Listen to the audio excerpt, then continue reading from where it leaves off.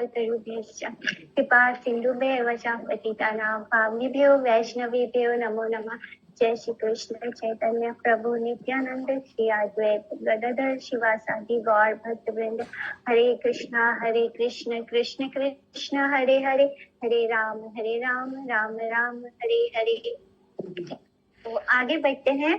Last class था class 48 और उसमें हमने पढ़ा था कि कैसे निमाई जो है वो गंगा तट पर जाकर बैठ जाते हैं और उनके आसपास उनको उनके जितने भी शिष्य हैं उनको घेर कर बैठ जाते हैं। और जो भी ये नजारा देखता है तो उसके मन में अलग अलग अनुभूति होती है। किसी को लगता है कि देखिए प्रभुरा तेज अति विलक्षण, गंगा तीरे काना कानी करे सर्वजन, यानी सब एक दूसरे में कानाफूसी करना शुरू कर देते हैं, एक दूसरे को बोलना शुरू कर देते हैं। केहा बोले एता तेज मानुषे रानाय, केहा बोले ए ब्राह्मण विष्णु अंशहाय, केहा बोले विप्र राजा हाय वेक गौड़े, से ए बुझी ए कथन नानाए, राज की चक्रवर्ती चिन्ह देखिए सकला, ए मत बोले यार यथा बुद्धि बना। तो इस तरह सब एक दूसरे के कानों में बोलना शुरू करते हैं कि क्योंकि वो इतने सुंदर हैं, उनका जो तेज है वो प्रभाव हर किसी को अपनी ओर आकर्षित कर रहा है। तो कोई कुछ कह रहा है, कोई कुछ कह रहा है कि ये तो बिल्कुल मनुष्य जैसे नहीं लगते हैं, उनका तेज ऐसा है कि ऐसे लगता है जैसे ये साक्षात ब्राह्मण विष्णु के अंश हैं। तो कोई कहता है ये बिल्कुल एक राजा की तरह लगते हैं। तो इस तरह हर कोई कहता है कि ये बिल्कुल चक्रवर्ती राजा की तरह है, गौड़ेश्वर है। इस तरह गौड़ देश के राजा हैं। गौड़ यानी बंगाल को पहले गौड़ देश कहा जाता था। तो माने ये गौड़ेश्वर है, यानी पूरे बंगाल के राजा हैं। इस तरह यानी राजा भी नहीं, ईश्वर है, गौड़ेश्वर है। तो इस तरह उनको अलग अलग तरह से उपमा दी जा रही है, बोला जा रहा है। अध्यापक प्रति सभा कटाक्ष करिया, व्याख्या करे प्रभु गंगा समीपे बसिया। तो गंगा तट पर बैठकर प्रभु सब अध्यापकों के प्रति कटाक्ष करते हुए व्याख्या करते हैं।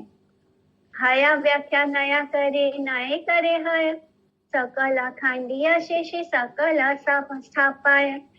तो उचित व्याख्या को अनुचित कर देते थे, फिर उस गलत व्याख्या को सत्य करके दिखला देते थे। सब कुछ खंडन करने के पश्चात पुनः उसका स्थापन कर देते थे। तो इस ऐसी मतलब जैसे कोई कलाकार कलाकारी कर रहा हो कि आपने कुछ बोला और मैंने उसको खंडित कर दिया, फिर बाद में मैंने उसको बहुत अच्छे से प्रूव कर दिया कि देखो आप तो एकदम गलत बोल रहे हो। उसके बाद मैंने अपनी बात को स्थापित कर दिया अच्छे से प्रूफ देके। इस तरह के अब कोई मुझे गलत साबित ही नहीं कर सकता। फिर मैंने खुद ही आपने जो बोला था उसको सही साबित कर दिया। इस तरह की पता ही नहीं चल रहा है कि अभी एक पल को ये लग रहा था कि जो आपने बोला वो ही गलत है और जो मैंने कहा वो सही है, और दूसरे ही पल मैंने आपकी बात को फिर से स्थापित कर दिया। तो यही कर रहे हैं गौर सुंदर कि वो अपने शिष्यों की जो दूसरे शिक्षक हैं और जो दूसरे शिष्य हैं उनके अध्यापक जो हैं उनकी बातों को खंडन कर देते हैं। उसके बाद उस बात को पुनः सत्य करके स्थापित कर देते हैं। तो श्री गौर सुंदर जो है इस प्रकार विद्या प्रतिभा का प्रकाश करने लगे कि वे साधारण व्यक्तियों के समस्त विचारों का खंडन करके दूसरे पक्ष के स्थापन में समर्थ होते थे, और सबका विचार खंडन करके वे दोबारा पूर्ण खंडित विचार को ही अपनी प्रतिभा द्वारा पुनः संस्थापित करते थे। प्रभु बोले तारे आमी बली ये पंडित, एक बार व्याख्या करे आमार सहित, से व्याख्या व्याख्यान करिया आर बार, आमा प्रभु दीवे है न शक्तिया छेकार। तो प्रभु कहते मैं तो उसी को पंडित मानूंगा जो एक बार मेरे साथ व्याख्या करे और उस व्याख्या को व्याख्यान करके मुझे समझाए, ऐसी शक्ति किसमें है। तो इस तरह वो सबको चैलेंज कर रहे हैं। ए मता ईश्वर व्यंजने अहंकार, सर्व गर्व चूर्ण हया सुनी या साबा। तो इस प्रकार श्री गौरचंद्र का अपना अहंकार प्रकाश करते, जिसको सुनकर सबका संपूर्ण गर्व चूर्ण हो जाता, क्योंकि किसी में ऐसा सामर्थ्य ही नहीं है कि वो उनके साथ उनकी तरह किसी बात को व्याख्या कर सके, किसी बात को एक्सप्लेन कर सके, उसको स्थापित कर सके, फिर उसको खंडन करे और फिर दूसरे की बात को स्थापित कर पाए। तो ऐसा करने का मैंने किसी में नहीं है। और बहुत सुंदर ऐसे लग रहा है जैसे वो अपने अहंकार का प्रकाश कर रहे हैं। कथा व प्रभु र शिष्य तारा अंत नाई, कथा व मंडली है परे ठाई ठाई। तो प्रभु के कितने शिष्य हैं, उनका अंत नहीं था। मैंने इतने हजारों करोड़ों शिष्य हैं उनके, तो वे सब पृथक पृथक कितनी ही मंडलियां बनाकर जगह जगह पढ़ने बैठ जाते थे। तो ऐसे ग्रुप बना बना के तब पढ़ने बैठ जाते थे और उनके अनगिनत यानी काउंट नहीं कर पाएंगे इतने उनके शिष्य हैं। प्रतिदिन दश विश ब्राह्मण कुमार, आसिया प्रभु पाए करे नमस्कार। पंडित आमरा परिवार तो मस्तानी, किछु जानी है ना कृपा करी व आपने। तो प्रतिदिन 10-20 ब्राह्मण कुमार आकर प्रभु के चरणों में प्रणाम करते एवं निवेदन करते कि पंडित जी हम आपके पास पढ़ेंगे, आप ऐसी कृपा कीजिए जिससे हम कुछ जान पाए। तो उनका प्रभाव ऐसा था कि हर कोई उनसे ही पढ़ना चाहता, मैंने कोई और किसी के पास नहीं जाना चाहता था। तो इस तरह उनके शिष्यों की कतार ऐसे इतने शिष्य हो गए कि कोई उसका अंत ही नहीं। और हर कोई रोज कोई ना कोई 10-20 ब्राह्मण कुमार आ जाते और कहते हैं उनके चरणों में पढ़ के कि मुझे आपसे ही पढ़ना है, मुझे आपसे ही शिक्षा ग्रहण करनी है, अगर आप कृपा करेंगे तो हम कुछ जानने लायक हो जाएंगे। भाल भाल हसी प्रभु बोले न वचन, यही मत प्रतिदिन बारे शिष्यगण। तो इस तरह भाल भाल हाँ ठीक है ऐसे बोलते और हंसकर प्रभु कहते अच्छा अच्छा। इसी से दिन प्रतिदिन उनके शिष्य जो है बढ़ते जाते। गंगा तीरे शिष्य संगे मंडली करिया, वैकुंठेरा चूड़ामणि आछे न बसिया। तो वैकुंठ के चूड़ामणि श्री गौरांग देव गंगा तट पर शिष्यों के साथ मंडली बनाकर बैठे हुए हैं। चतुर्थी के देखे सब भाग्यवंत लोक, सर्वनव द्वीपे प्रभु प्रभावे अशोक। तो चारों ओर से सभी भाग्यवान मनुष्य दर्शन कर रहे हैं। जो उनके शिष्य नहीं है, जो आने जाने जो गांव के लोग हैं, नवद्वीप वासी हैं, वो दूर से खड़े खड़े प्रभु के दर्शन करते रहते। समस्त नवद्वीप नगर प्रभु के प्रभाव से शोक रहित हो गया, यानी किसी को कोई दुख ही नहीं, क्योंकि साक्षात भगवान उनके साथ रह रहे हैं। दिन रात वो प्रभु के दर्शन कर रहे हैं। तो भले ही प्रभु यहाँ पर कृष्ण भक्ति का प्रचार नहीं कर रहे, वो ग्रामर पेश कर रहे हैं या कुछ और बोल रहे हैं, लेकिन वो सब करते हुए भी वो क्या कर रहे हैं, कृष्ण कॉन्शियस ही है। बाकी सभी लोग जो है वो क्या है, कृष्ण कॉन्शियस ही हो रहे हैं, क्योंकि वो जो शिष्य है वो किसका संग कर रहे हैं, वो गौर हरि का संग कर रहे हैं। तो वो जो भी पढ़ा रहे हैं पर वो क्या रहा है, कृष्ण कॉन्शियसनेस ही है, क्योंकि वो सब साक्षात भगवान का संग कर रहे हैं। चारों ओर से सभी भाग्यवान मनुष्य दर्शन कर रहे हैं और इस तरह पूरे नवद्वीप नगर में प्रभु के प्रभाव के कारण क्या हो रहा है, पूरा नवद्वीप शोक रहित हो रहा है।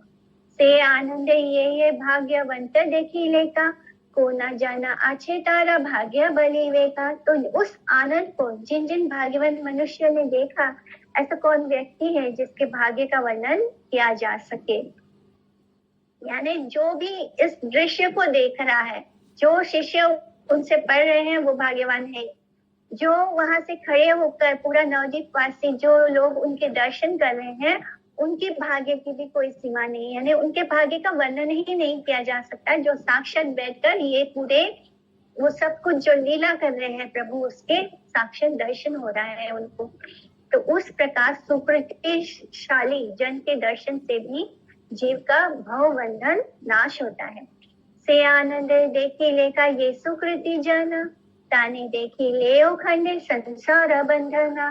तो जिन सुकृतिवान व्यक्तियों ने उस आनंद को देखा, जब गौर हरि उन शिष्यों को पढ़ाते थे, उनके साथ वार्तालाप करते, उनके साथ बैठ के चर्चा होती, तो ये सारा दृश्य जो गंगा तट पर बैठकर वो कर रहे हैं लीला, और जो लोग नवद्वीप वासी जो लोग उनको ये सब करते हुए देख रहे हैं, उन व्यक्तियों को सुकृतिवान कहा गया है, क्योंकि उन्होंने उस आनंद को देखा है। उन लोगों का दर्शन करने से भी संसार का बंधन नष्ट हो जाता है। यानी वो इतने सुकृतिवान है, वो जब उस दृश्य को देख रहे हैं तो इस दर्शन मात्र से उनका सारा जो भव सागर का बंधन है, जो जन्म मृत्यु का ये जो बंधन है, उससे उनको मुक्ति प्राप्त हो रही है, वो नष्ट हो रहा है। श्री गौर सुंदर की अप्राकृत ट्रांसेंडेंटल वैकुंठ लीला उस प्रकार आनंदमय है कि उस प्रकार लीला दर्शनकारी का दर्शन करने पर भी जीव की संसार आसक्ति से मुक्ति प्राप्त हो रही है।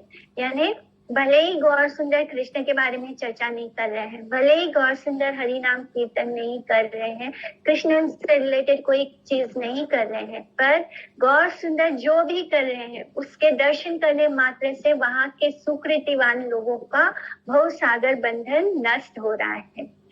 हैला पाप इष्ट जन्म ना हैला तो खाने, हैलाई वंचित से सुख दर्शने। ये पापिष्ट जन्म जो अब हुआ है उस समय नहीं हुआ, हाय मैं उस सुख दर्शन से वंचित रह गया। तो जो लेखक है वृंदावन दास ठाकुर, ठाकुर महाशय क्या कहते हैं कि मैं कैसा पापी हूँ कि मेरा जन्म उस समय नहीं हुआ जब मैं ये दर्शन कर पाता, तो इसलिए मैं उस सुख से वंचित हो गया, मैं उस आनंद से वंचित हो गया। जगत गुरु वैष्णव आचार्य श्री व्यास देव के अवतार ग्रंथकार सब यानी श्री वृंदावन दास ठाकुर सब जीवों को आदर्श दैन्य शिक्षा देकर यह कहते हुए विलाप कर रहे हैं कि हाय श्री गौर सुंदर की इस प्रकार अप्राकृत ट्रांसेंडेंटल लीला के प्रकट काल में मेरी तरह भाग्यहीन का जन्म ना होने के कारण मुझे उस प्रकार आनंदमयी लीला के दर्शनों का सौभाग्य प्राप्त नहीं हुआ। संसारिक व्यक्ति अपनी अपनी प्राक्तन दुष्कृति या पाप का फल भोग करने के लिए ही जन्म ग्रहण करते हैं, किंतु भागवत प्राकट्य के समय जन्म होने पर उस प्रकार तुच्छ जन्म में भी वे भागवत लीला के दर्शन करके धन्य हो जाते हैं। तो हम सबको जन्म क्यों मिलता है? जब तक हमें कोई मटेरियल बॉडी प्राप्त हो रहा है, भले हम ह्यूमन है, तब भी हमें यह बॉडी इसलिए प्राप्त हुआ है क्योंकि हमने कुछ ना कुछ तो पाप किया है जिसको भोगने के कारण इस संसार में हम आए हैं। तो जब तक ये शरीर है तो यही समझना चाहिए कि हमने कुछ तो ऐसा पाप किया है जिसे भोगने के लिए हमें ये देह मिला है। और उससे भी अच्छी बात यह है कि भले ही अपने पाप भोगने के कारण ही मनुष्य ये जो देह है प्राप्त हुआ है, लेकिन उसमें भी हमें मनुष्य शरीर प्राप्त हुआ है, तो हम इसका उपयोग कर सकते हैं भगवान को पाने के लिए। तो इस तरह इसका मतलब यही है कि जो संसारिक व्यक्ति है वो भी अपने पाप के फल भोगने के लिए ही जन्म ग्रहण करते हैं। लेकिन अगर भागवत प्रकृति के समय जिस समय भगवान अवतार लेते हैं, अगर हम उस समय जन्म ग्रहण करते हैं, फिर भले ही हमने कितना भी पाप किया हो, कितना भी हमें तुच्छ जन्म क्यों ना प्राप्त किया हो, लेकिन तब भी हम भगवान की लीला का दर्शन करके धन्य हो जाते हैं और इस संसार के बंधन से बाहर हो जाते हैं। यानी हमारा संसार का जो बंधन है, जन्म मृत्यु का जो चक्र है, इसको हम तोड़ देते हैं और भगवान को प्राप्त होते हैं। अपने अभिष्ट देव गौर नारायण से उनके अनुरक्त भक्त वर्ग ग्रंथकार द्वारा उनकी लीला सुखानुस्मृति प्रार्थना।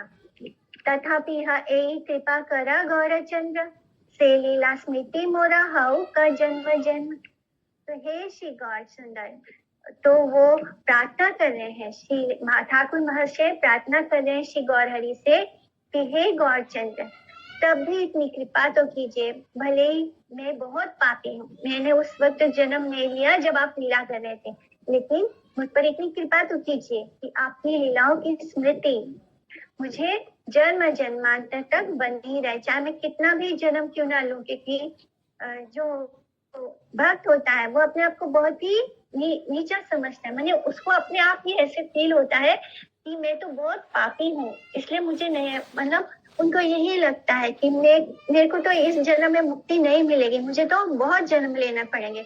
भले ही वो शुद्ध भक्त है और भगवान की भक्ति करने के कारण शायद यही उनका आखिरी जन्म क्यों ना हो, लेकिन फिर भी जो शुद्ध भक्त होते हैं उनको यही फील होता है कि मैंने तो बहुत पाप किया है, एंड उनको इसलिए वो ऐसे बोलते हैं कि मुझे जन्म जन्मांतर, चाहे मैं कितने पे जन्म क्यों ना ले लूं, बस इतनी कृपा करना कि मुझे हर जन्म में आपकी लीलाओं का स्मरण होता रहे, आप ऐसी कृपा कीजिएगा।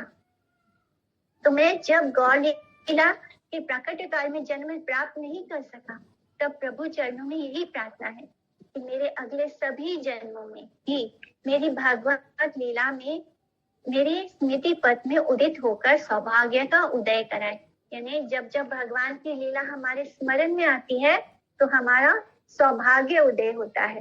तो यही हमारा सौभाग्य का कारण होता है। जब हम कथा सुनते हैं, भगवान की लीला सुनते हैं, उनको स्मरण करते हैं, और हर पल जब हम कथा सुनते हैं तभी हमें लीला का पता चलता है, और जब वो लीला पता चलती है तो हमारा मन उस लीला में रमता जाता है और उसका बार बार हमें स्मरण होता है।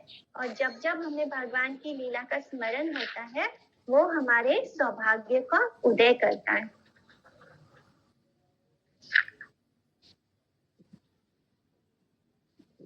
तो इस तरह चैप्टर 12 यहाँ पे एंड होता है। सा पार्षदे तुमी नित्यानंद यथा यथा लीला करामुई न भृत्य हया तथा श्री कृष्ण चैतन्य नित्यानंद चांद जान श्री वृंदावन दास तचु पद योगे गान। तो इति श्री चैतन्य भागवते आदि खंडे श्री गौरांगस्य नगर भ्रमण आदि वर्णनम नाम द्वादशो अध्यायः।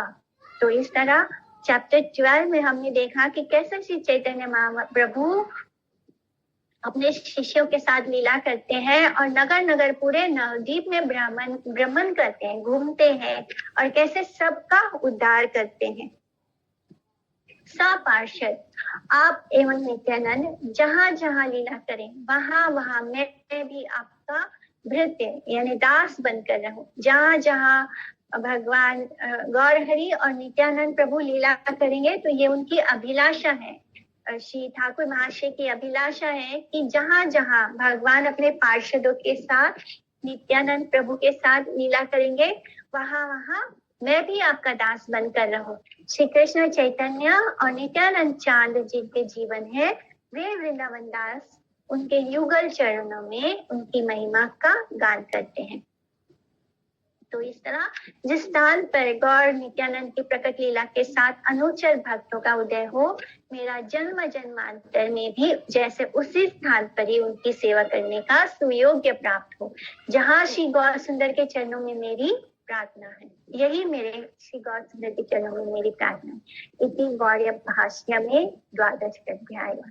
तो आगे बढ़ते हैं 13 अध्याय में, यानी 13 चैप्टर में पहुंच गए हैं हम। इसका हम कथा सार सुनेंगे। इस अध्याय में निमाई पंडित द्वारा सरस्वती से वर प्राप्त विद्या गर्वोन्मत्त दिग्विजय पंडित पर विजय और उनका उद्धार वर्णित हुआ है। जब निमाई पंडित नवद्वीप में अध्यापक शिरोरत्न स्वरूप से विराजमान थे, तब सरस्वती देवी से वर प्राप्त एक दिग्विजय महापंडित ने सर्वदेश राज्य के पंडित मंडलियों को तर्क युद्ध में जीतने के बाद उस समय नवद्वीप स्थित पंडित वर्ग के भारत प्रसिद्ध पांडित्य महात्म्य की कथा श्रवण करके उसको भी जय करने के लिए दंभ पूर्वक वहां पर आगमन किया। नवद्वीप के समस्त पंडित मंडलियां इस प्रकार दिग्विजय महापंडित के आगमन की बात सुनकर अतिशय चंचल और चिंताग्रस्त हो उठी। निमाई पंडित के छात्रों द्वारा यह संवाद उनसे निवेदन करने पर उन्होंने छात्रों से कहा कि दर्पहारी भगवान अहंकारी का दर्प नित्य ही हरण करते हैं। फलवान वृक्ष और गुणवान जन चिरकाल ही विनम्र होते हैं। हैया, नाहुस, वेन, वानासुर, नरकासुर, रावण आदि राजा भी महादिग्विजयी रूप से अत्यधिक अहंकार में प्रमत्त हुए थे। अंत में भगवान ने उनका गर्व चूर्ण किया था, इसलिए नवद्वीप में पधारे इन दिग्विजयी का अहंकार भी भगवान शीघ्र ही चूर्ण करेंगे। ये कहकर उसी दिन सायंकाल शिष्यों के साथ गंगा तट पर बैठकर दिग्विजय के उद्धार के विषय में चिंता कर रहे थे कि उसी समय पूर्ण चंद्रवती निशा के आरंभ में दिग्विजय प्रभु के निकट उपस्थित हुए एवं विद्यार्थियों से अद्भुत तेज कांति विशिष्ट निमाई पंडित का परिचय जान लिया। प्रभु ने प्रथम दिग्विजय के साथ कुछ कथा वार्ता की, तत्पश्चात उसके बाद यथोचित शिष्टाचार और सुकौशल के साथ उनसे गंगा की महिमा का वर्णन करने के लिए कहा। दिग्विजय उसी क्षण गंगा देवी के महात्म्य विषयक श्लोकों की रचना करके सत मेघ गर्जन ध्वनि के तरह द्रुत गति से लगातार उनकी आवृत्ति करने लगे। सभी महादिग्विजय की कविता रचना करने की अद्भुत शक्ति को देखकर विस्मय से अवाक रह गए। दिग्विजय के एक प्रहर तक इसी प्रकार लगातार श्लोक उच्चारण करके शांत होने पर प्रभु ने उनको उन सब श्लोकों की व्याख्या करने के लिए कहा। दिग्विजय द्वारा व्याख्या आरंभ करने मात्र से ही प्रभु ने उन वर्णन के श्लोकों के आदि मध्य और अंत में भाषा शब्द अलंकार आदि विविध विषयगत असंख्य दोष निकलाए। दिग्विजय प्रभु के प्रश्न का कोई उत्तर नहीं दे पाए। उनकी समस्त प्रतिभा अत्यंत मलिन होकर रह गई। यह देखकर प्रभु के शिष्यों द्वारा उनका उपहास करने के लिए उद्यत होने पर प्रभु ने उनका निवारण किया एवं दिग्विजय को बहुत प्रकार से आश्वस्त करके उन्हें रात्रि में विश्राम करने और ग्रंथ आदि देखकर अगले दिन दोबारा आने के लिए कहा। दिग्विजय हृदय में अत्यंत लज्जित और दुखित होकर इस प्रकार चिंता करने लगे कि शत दर्शन में असामान्य पंडितों को भी उन्होंने पराजित किया है, किंतु दैव दुर्घटनावश अंतिम समय में शिशु शास्त्र सादृश्य समान एक बच्चे जैसे मने गौरहरि जो एकदम यंग है तो उनको शिशु शास्त्र सादृश्य समान व्याकरण के एक तरुण अध्यापक के निकट उनको आज परास्त होना पड़ा। इस तरह वो जिस व्याकरण की व्याख्या कर रहे हैं वो बिल्कुल शिशु शास्त्र समान है, यानी जैसे बच्चे भी आराम से पढ़ लें, उस व्याकरण में उनको एक तरुण एक यंग युवक ने उनको हरा दिया, परास्त कर दिया। इसका क्या कारण है? वो सोचते रहते हैं कि आखिर वो कैसे हार गए। हो सकता है सरस्वती देवी के चरणों में ही मेरे से किसी प्रकार का अपराध हुआ हो। यह चिंता करके सरस्वती मंत्र का जाप करते करते पंडित को निद्रा आ गई। उसी रात्रि को ही स्वप्न के द्वारा सरस्वती देवी ने दिग्विजयी पंडित के निकट उपस्थित होकर निमाई पंडित का स्वरूप समझाते हुए कहा कि निमाई पंडित सामान्य मर्त्य पंडित नहीं है, वे साक्षात सर्वशक्तिमान स्वयं भगवान है। मैं उनकी ही स्वरूप शक्ति पर विद्या की छाया शक्ति मात्र हूँ। उनकी छाया शक्ति रूप मैं इस नारायण के सामने उपस्थित होने में लज्जा बोध करती हूँ। मैं तो एकमात्र श्री नारायण के अब आश्रित रूप से अवस्थित रहती हूँ। देवी ने दिग्विजय पंडित को और भी कहा कि पंडित, इतने दिन प्राकृत रूप से मंत्र जाप का फल आज प्राप्त हुआ है, क्योंकि तुमने आज ही आनंद ब्रह्मांड नाथ के दर्शन का सौभाग्य प्राप्त किया है। यानी इतने दिन तक जो तुम प्राकृत यानी मटेरियल रूप से मंत्र जाप कर रहे थे, उसका हर जो मटेरियल मंत्र चीजों को पाने के लिए मंत्र किया जाता है तो उसका जो फल होता है वो तुमको आज प्राप्त हुआ है। आज तुमने अनंत ब्रह्मांड नायक यानी भगवान के साक्षात दर्शन प्राप्त किया है। इसके बाद दिग्विजय को शीघ्र प्रभु के निकट उपस्थित होकर उनके चरणों में आत्मसमर्पण करने का आदेश दिया देवी ने, और फिर वो अंतर्हित हो गई। दिग्विजय जागने के साथ साथ ही प्रभु के निकट उपस्थित हुए और अनेक प्रकार से जब भी हमें सपना आता है और सपने में अगर हमें कोई शुद्ध वैष्णव यानी हमारे गुरु हो या भगवान हो, जब हमें ऐसे लोगों के दर्शन होते हैं सपने में तो उसे साक्षात मानना चाहिए, वो स्वप्न नहीं होता। यानी वो सब हमें लगता है कि हमने सपना देखा बट एक्चुअली में वो उसको रियल मानना चाहिए। तो अगर जब भी भगवान के दर्शन होते हैं या गुरु के दर्शन होते हैं या परमहंस वैष्णव के दर्शन होते हैं, तो इसको रियल मानना चाहिए कि वो एक्चुअली में हम पर कृपा किए हैं। तो इसी तरह देवी ने इनको साक्षात दर्शन किए, उनको बताया कि वो साक्षात भगवान है और मैं तो बस उनकी जो शक्ति है उसकी छाया मात्र हूँ, भगवान की छाया शक्ति मात्र हूँ। इस तरह वो उनको आदेश देती है कि वो भगवान को आत्मसमर्पण करें, यानी गौर हरि को आत्मसमर्पण करें। इसके बाद दिग्विजय को उन्होंने आदेश दिया। दिग्विजय जागने के साथ साथ ही प्रभु के निकट उपस्थित हुए और अनेक प्रकार से ज्ञान युक्ति करके अपना स्वप्न वृतांत और सरस्वती देवी का आदेश निवेदन किया। सरस्वती पति प्रभु ने भी दिग्विजय को भागवत भजन के अनुकूल पर विद्या की उपादेयता एवं दिग्विजय या जड़ प्रतिष्ठा आदि अपरा विद्या की तुच्छता के विषय में उपदेश प्रदान किया। इस तरह प्रभु ने कहा कि कृष्ण पाद पद्म में ही चित्तवृत्ति को संलग्न रखना ही विद्या अर्जन का फल है। तो जो बात हमने लास्ट चैप्टर में बताते हैं वही बात अब स्वयं गौर हरि बोल रहे हैं। श्रीधर पंडित उनको बताते हैं ना कि आपने इतनी विद्या अर्जित कर ली, इतना शास्त्र बहुत हो गया, आपने बहुत शास्त्र पढ़ लिया, अब तो बहुत हो गया, अब तो जाकर तुम कृष्ण भक्ति करो, कृष्ण का नाम लो।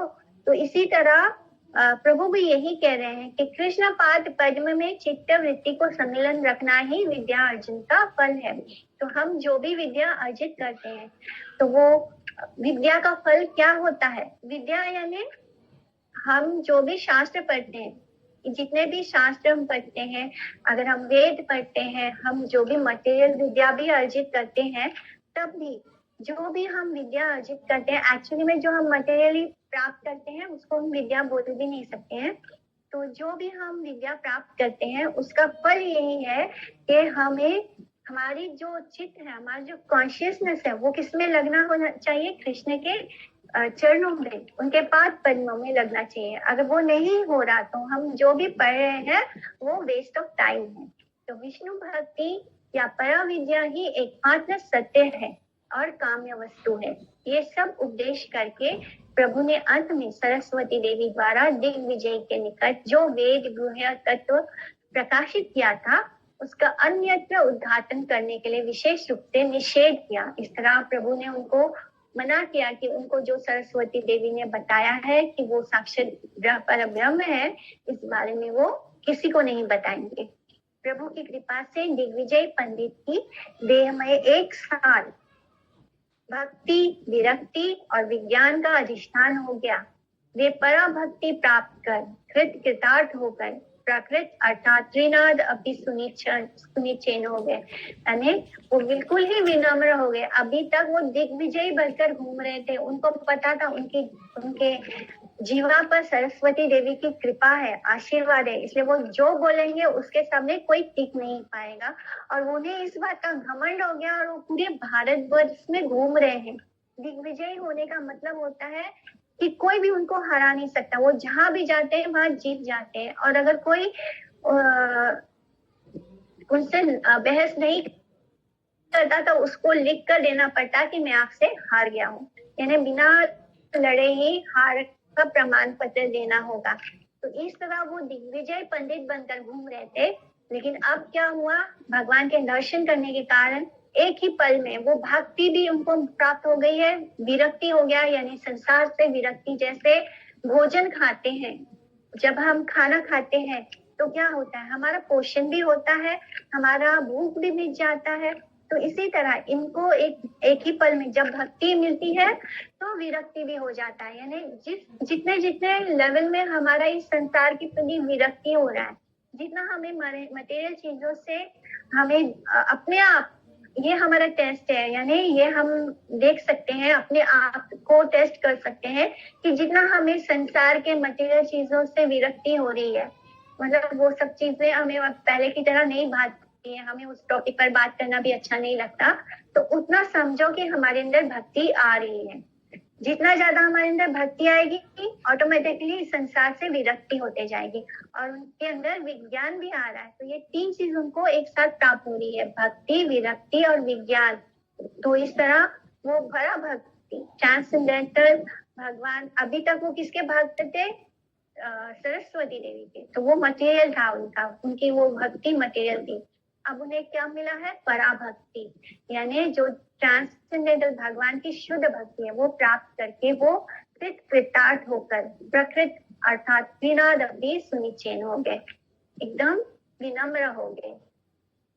इस प्रसंग में गौर भक्त ग्रंथकार ने गौर कृपा का स्वभाव वर्णन करते हुए लिखा है कि गौर कृपा से अत्यंत अहंकारी व्यक्ति भी अतीव विनम्र हो जाता है। तो ये बात जो भी भगवान गौर हरि की कृपा प्राप्त करता है उसके अंदर का अहंकार संपूर्ण ही खत्म हो जाता है, वो बहुत ही विनम्र हो जाता है। प्राकृत धन यानी मटेरियल धन, मद प्रमत व्यक्ति भी जिसके पास जो बहुत ही मटेरियलिस्टिक हो, जिसके अंदर बहुत अहंकार हो अपने धर्म का, वो ऐसा व्यक्ति भी राज्य सुख का परित्याग करके हरि भजन के लिए बनवासी हो जाता है।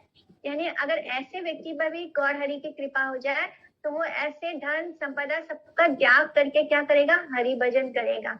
जगत के समस्त लोग जिन सब वस्तुओं की परम लोभनीय रूप से कामना करते हैं, प्रभु की कृपा प्राप्त पुरुष उन वस्तुओं के बहुत परिमाण में उपलब्ध होने पर भी उन्हें आसानी से त्याग देते हैं। यानी भक्त को जिस पर गौर हरि की कृपा हो, ऐसा व्यक्ति को इस संसार की हर वो चीज जिसकी हमें कामना होती है, इच्छा होती है मटेरियल चीजों की, वो चीजें संपूर्ण बहुत परिमाण में होता है उपलब्ध, लेकिन फिर भी वो बहुत इजीली उसको त्याग कर सकते हैं। राज्य आदि की सुख की बात तो दूर है, कृष्ण भक्त तो मोक्ष सुख को भी तुच्छ समझते हैं, क्योंकि मोक्ष में क्या होता है? मोक्ष में हमें भगवान के साथ लीला नहीं मिलती, हमें भगवान के साथ उनकी सेवा का अवसर नहीं प्राप्त होता। इसलिए जो भक्त होते हैं वो मोक्ष की कामना नहीं करते। मोक्ष यानी भगवान के साथ कोई रिलेशनशिप नहीं होता। भक्त को क्या चाहिए? भगवान के साथ अपना रिश्ता, उनके प्रति उनका प्रेम, उनके प्रति उनकी सेवा चाहिए होती है, वो मोक्ष नहीं चाहते। तो इसलिए जो जिस पर गौर हरि की कृपा हो वो ना तो राज्य और सुख तो पहले ही तुच्छ है, उससे भी बड़ा सुख सबके मन में होता है कि हमें मोक्ष प्राप्त हो। लेकिन जो भक्त होता है, कृष्ण भक्त होता है, उसको मोक्ष का सुख भी तुच्छ लगता है। निमाई पंडित द्वारा इस प्रकार दिग्विजय को जय करने पर नवद्वीप वासी सब पंडितों ने उनकी अद्भुत शक्ति देखकर उनको वादी सिंह पदवी से भूषित करने की इच्छा की। इस प्रकार वादी सिंह उनको ये टाइटल दिया कि सबने देखा कि उन्होंने दिग्विजय को हरा दिया, तो सारे नवद्वीप वासी ने ये सोचा, मैंने उनको ये इच्छा करी कि हम आपको वादी सिंह का पदवी देना चाहते हैं। इस प्रकार सर्वत्र उनकी असामान्य सत्कीर्ति विघोषित हुई। तो इसके आगे का हम कल स्टार्ट करेंगे श्लोका से, ठीक है। वांछा कल्पतरुभ्यश्च कृपा सिंधुभ्येव च पतितानां पावनेभ्यो वैष्णवेभ्यो नमो नमः। तो आज की क्लास हम यहाँ पे एंड करते हैं। सबको धन्यवाद, प्रणाम, हरे कृष्णा।